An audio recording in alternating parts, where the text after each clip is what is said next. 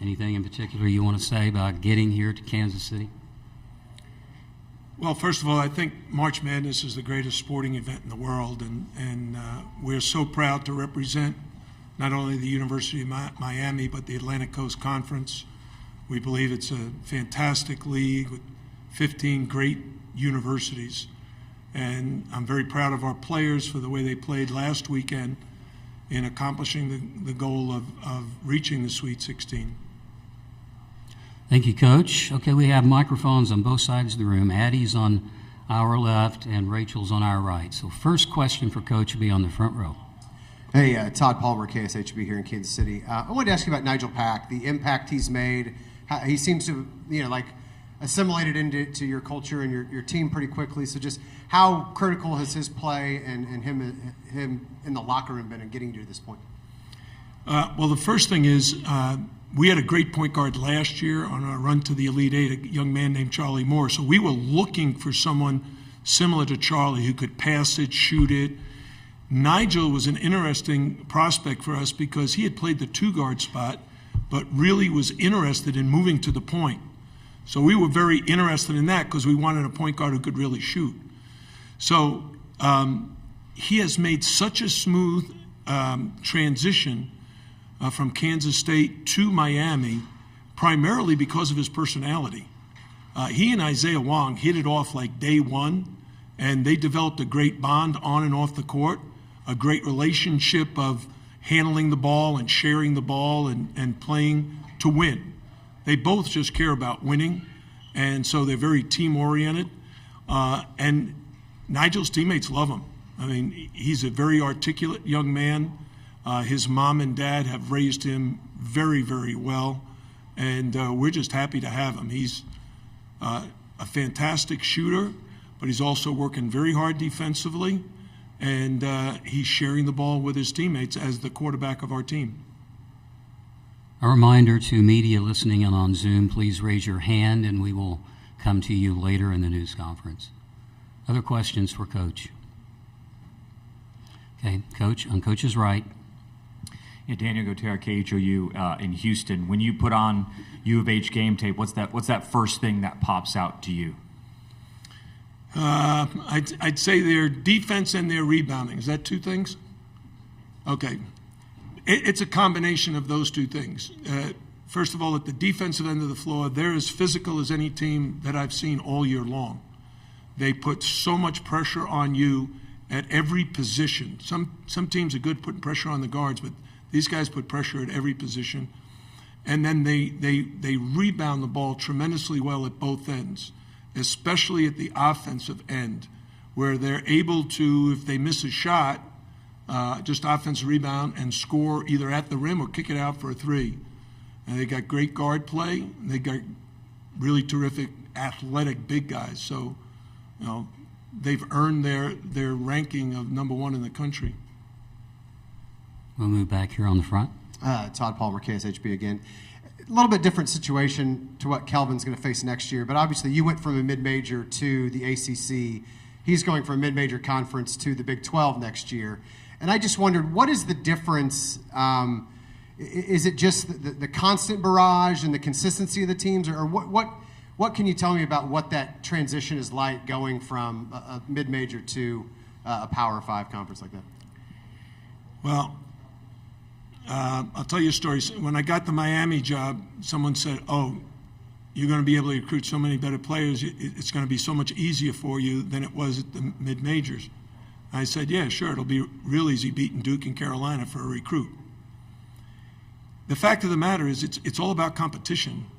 So you go to the Big 12, you got to compete with those people.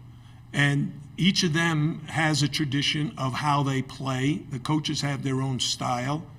And Kelvin is an experienced guy. He coached in the Pac-12, he coached in the Big Ten, he's coached in the NBA. So he's been around the block. He will have no problem making the adjustment. It's all in the recruiting. And now that comes down to really two things, the portal and NIL. So I have no idea what kind of commitment all those schools are making in the Big 12, but to be competitive, you got to be competitive in that category. Okay, Coach, toward the back on the right. Sam Lance with Adam Zagori and Zags blog. On the subject of... Is Adam here? He is not. He's back on the East Coast still. But obviously, in today's game, the transfer portal is very important. So I wanted to ask if you thought that getting deeper into the NCAA tournament could be a disadvantage for the portal, because there's a lot of teams right now who are out, and they're able to recruit guys, and they have guys leaving, stuff like that. So I just want to get your thoughts on that. Yeah, how about that? The more you win, the less you're able to recruit. That doesn't really make sense, but it is true.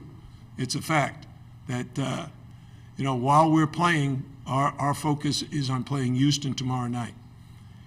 I think all the teams that have made the Sweet 16, their goal is to move on.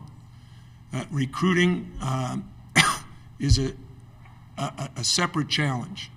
So whenever you can, like right now, I don't even know how many guys we'll have back, because we may have guys who want to transfer.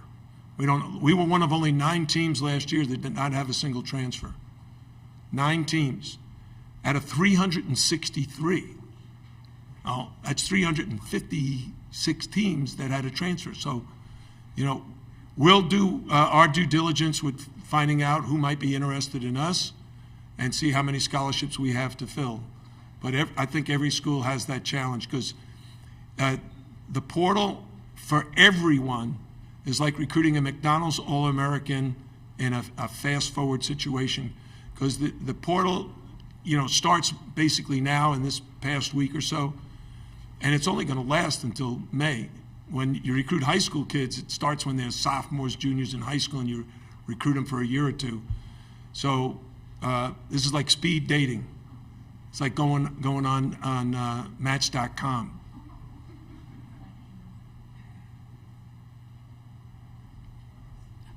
Okay. I have never been on Match.com. I don't want anybody to get the wrong impression. Thanks for clarifying, Coach. In the back, on the left. Chuck Culpepper from the Washington Post. I wonder, 4 Sweet 16s in the last 10 tournaments? I mean, what does that say about where your program is? It says we're in very good company, because only 16 teams have been able to do that in the last 10 years. And all of them are the names that, if you had to guess, those are the ones you would guess. I think if you didn't know that we were one of the 16 teams to make a run to the Sweet 16 4 out of the last 10 years, you would not have guessed us until maybe you got to, guess 100. Everybody has looked at the University of Miami as a football program, as a football school. And there's a good reason for that. Our football program has won 5 national championships. And even those who follow baseball know we've won 4 national championships in baseball. But our basketball program has really been elevated over the last 12 years. My staff has done a fantastic job of recruiting quality young men who play quality basketball, and they're all graduating. So we're very, very pleased with the company we're keeping. Okay, here on the right. Sam Lance again. I saw Wooga Poplar was back in practice today. Do you have any update on his status? Well, we didn't practice Monday. He didn't practice Tuesday or Wednesday. Today's the first chance he had to go up and down since our game against Indiana. So he looked good to me. I'll talk to my trainer, and he'll give me an indication of whether Wooga's ready to go tomorrow. If he's ready to go, he'll be in the start lineup as always. Let's take a break from here in Kansas City and go to Zoom. Alfred, do we have any questions? Yes, we have one. You ready for it? Mm-hmm. Christopher Heidel, please unmute yourself, identify your affiliation, and ask your question.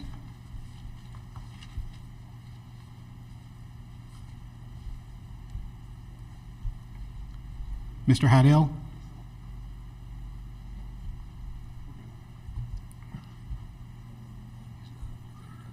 Hi, you guys can hear me? Yes, we we can. can From hear you Herbertson now. Radio. Can you hear me? We can hear you now. Go ahead. Hi, Coach Larranaga. This is Chris Idell from Herbertson Radio in Baltimore. How you doing? Yeah, good. You have a kid from Perry Hall, Maryland, and Anthony Walker. You do a really good job recruiting around the Baltimore metro area, D.C. and all that. Why are there good players in this area? Oh, that's easy.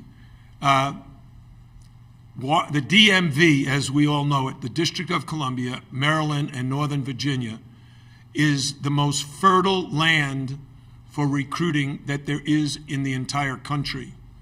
If you go from Baltimore south into any area of Maryland, Washington, D.C., and into Northern Virginia, there are tremendous prospects, a volume of prospects that every school in the country comes to that area to recruit. And when I was at George Mason, we made a run to the Final Four in 2006, and 8 of our players came from the DMV. So at Miami, we always made it a priority to stay in touch with our network of friends in the DC area, high school coaches, AAU coaches, former players, and we have now 3 players from the DMV, 4. Anthony Walker is one, and a senior, terrific young man. Ja'Kai Robinson, Christian Watson, and Fava Ire, all played in the DMV. Daniel Gotera, KHOU in Houston. For each of you, you guys answer in your own way. How do you guys relish an opportunity to go up against a team that prides itself on the physicality, defensive, rebounding, and all that sort of stuff? When you see them, what do you see? What are the challenges that they pose? Was that for anybody in particular? Why don't we start with Jordan, and then we'll work our way down, okay? Jordan? Yeah, they're a physical team, but there's a lot of physical teams in the ACC too. Obviously, we've never played them. They're #1 seed for a reason. But with the preparation time that we've had, we feel like we're pretty well prepared. Obviously, there's going to be in-game adjustments that need to be done, but that's just basketball. So we're just focusing on coming out, playing our game, and adjusting if need. Yeah, I feel the same way, man. I mean, we have preparation that we've been going over. We'd like to think we're a scrappy physical team ourselves, so it's going to be a good game. We worked hard. We got a game plan for them, and we'll see what happens Monday night. Yeah, like you said, they're a physical team. I feel like for us in that game, we just got to play physical too and just match the energy. And I feel like our 1 through 5 is the same as their 1 through 5, so we just play the same as energy, and we have a good game. Media listening in on Zoom, remember to use the raise hand function to signal that you have a question, and we will come to you. Other questions for the 3 guys? Okay, we'll go toward the left, toward the back of the room. Hey, Jordan. Eric Olson, Associated Press. Kind of off the wall here. How often do you guys encounter people saying, hey, Miami, that's a football school? And, how do you deal with that? Yeah, we hear that a lot. The best way to deal with it is to just come out, win basketball games. I say this all the time.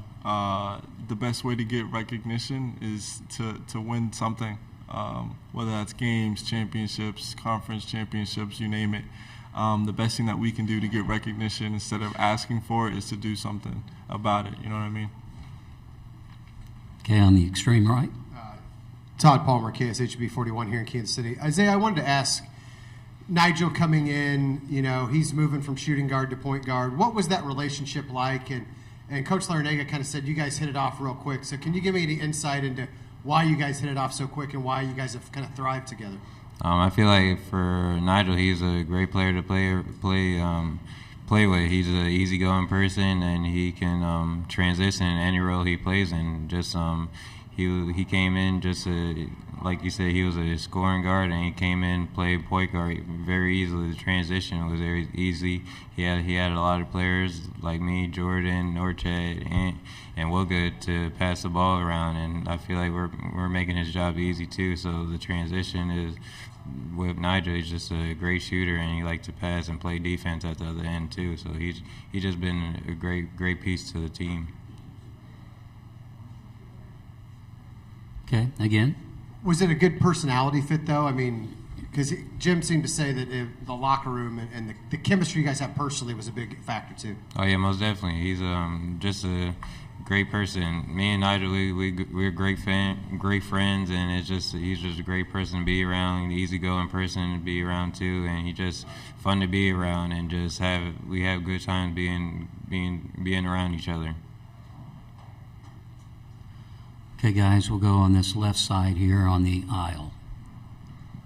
Blair Kirchhoff with the Kansas City Star. Jordan, speaking of Nigel, his NIL deal was one of the first that got a lot of publicity when it happened, and it seemed to me we've heard from coaches say that NILs could have an effect on locker rooms or clubhouses, that sort of thing. I'm wondering, did that happen with Miami, with somebody who had an NIL deal as publicized as that one? I would say no to answer your question. At the end of the day, he's our teammate. Everybody's happy for him. We all have the same opportunity. How you get that is however which way it is. Again, I'm just going to reiterate, everybody was happy for him. There was no bad blood. And the more we got to know Nigel, the more we got to see him as a person and how he is an individual basketball player. So, at the end of the day, everybody's happy for whoever gets whatever, NIL opportunity that comes their way. Okay, again, extreme left. Just following up on that, did any of you guys feel bad that his did get publicized and he had to answer so many questions, and fairly or unfairly, there were people who said he left K-State just for the money and things like that. So did you get a sense that bothered him, or did anybody feel bad that he had to deal with that? You want all three to respond? Okay. Let's start with Isaiah and work our way back. I wasn't really focused on that topic at the time. I was just worried about basketball and all that, but I feel like that's not the situation or answer I could answer for you. I just feel like if it did bother him, he didn't show us. So he's always smiles, he's always happy, he's always up. So again, that's a situation I don't feel like I can answer well, but it don't look like it bothered him to me. Yeah, and it just comes with the territory. There's pros and cons to everything in life. Again, like Anthony said, he handled it well. I'm sure he knew a lot of questions were going to come his way. If he played bad, people were going to say negative things. But at the end of the day, all you can do is just come out and play basketball.